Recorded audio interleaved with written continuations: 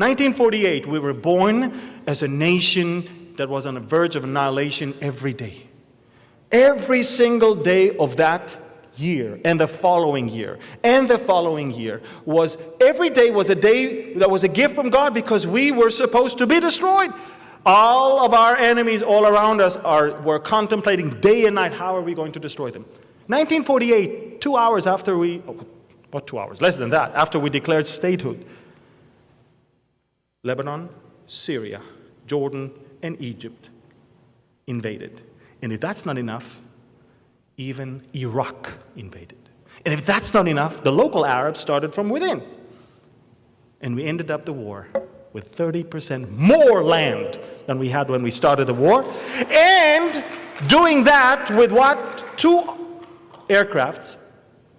But we need to hold the stick in one hand and throw the bomb with the other. And 5 armored vehicles.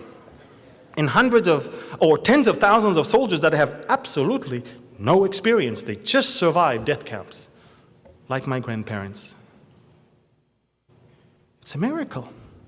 Now, they tried to take some of Israel's victories to West Point to teach officers how to fight a war. And they looked through all the stories of the wars and they just threw it all the way to the garbage because you cannot teach anything. The Israelis didn't do anything great. God fought everywhere for them. West Point cannot take Israel's wars and teach anything. 1948, Psalm 83 was fulfilled. All the nations that Psalm 83 mentions are all the countries around us.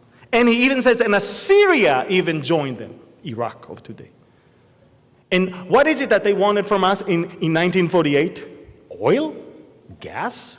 We had none of these.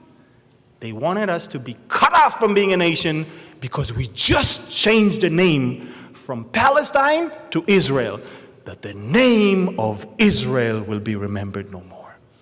So that was that war.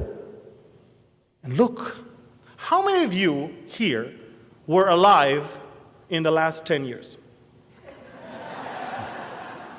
You see, in the last 10 years, we, the generation that lives right now, we've seen an